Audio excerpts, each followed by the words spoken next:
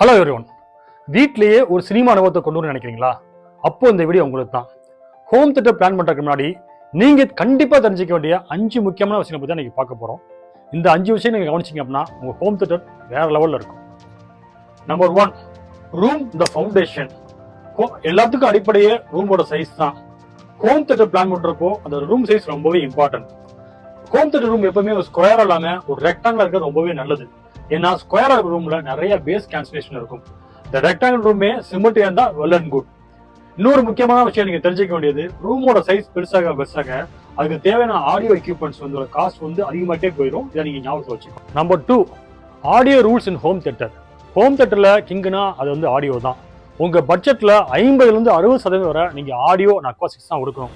உங்களுக்கு ஹாலிவுட் படம் தான் பார்க்க பிடிக்கும்னா நீங்க அட்மாஸ் சிஸ்டத்துக்கு முக்கியத்துவம் கொடுக்கலாம். இல்ல நான் இந்தியன் மூவிஸ் தான் அதிக பார்க்கறான்னா நீங்க அட்மாஸை விட சவுண்ட் சிஸ்டத்துக்கு முக்கியத்துவம் கொடுக்கலாம். இது உங்க எக்ஸ்பீரியன்ஸை உண்மையிலே அதிகரிக்கும். Number 3, aquatics matters. Costly equipments விட அக்வாஸ்டிக்ஸ் தான் ஆடியோ எக்ஸ்பீரியன்ஸை அப் டு 10 டைம்ஸ் வரை இம்ப்ரூவ் பண்ணும்.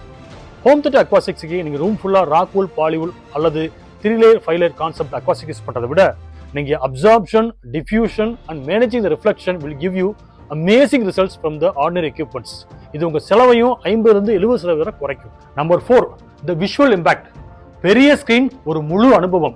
ஹோம் தியேட்டர் பண்ணும்போது நம்ம குறைஞ்சபட்சம் ஒரு 120 இன்ச் ஸ்கிரீன் இருக்கிற மாதிரி பார்த்துக்கணும். இதோட ரூம் சைஸ் பெருசாக நம்ம ஸ்கிரீன் சைஸ் இன்க்ரீஸ் பண்ணிக்கலாம். இப்போ 120 இன்ச் ஸ்கிரீன் அப்படின்னா அதுக்கு வந்து ப்ரொஜெக்டோட ரெசல்யூஷன் வந்து ஃபுல் ஹெச்டி இருக்கணும். இதே ஸ்கிரீன் சைஸ் பெருசாக நம்ம அந்த ப்ரொஜெக்டோட ரெசல்யூஷனையும் ஃபுல் ஹெச்டி வந்து 4K enhancement, 4K native 4K, laser 4K இந்த மாதிரி மாற்றணும். அப்போதான் காட்சிகள் தெளிவாகவும் பிரகாசமாகவும் இருக்கும். நம்பர் 5, கேலிப்ரேஷன், த ஃபினிஷிங் டச்.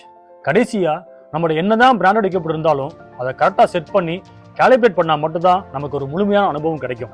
என்னைய பொறுத்தவரை ஆட்டோ கேலிப்ரேஷனோட மேனுவல் கேலிப்ரேஷன் தான் ரொம்ப நல்ல ரிசல்ட்ஸ் கொடுத்துட்டு இருக்கு. முடிஞ்சா நீங்க 4 மை கேலிப்ரேஷன் யூஸ் பண்ணுங்க.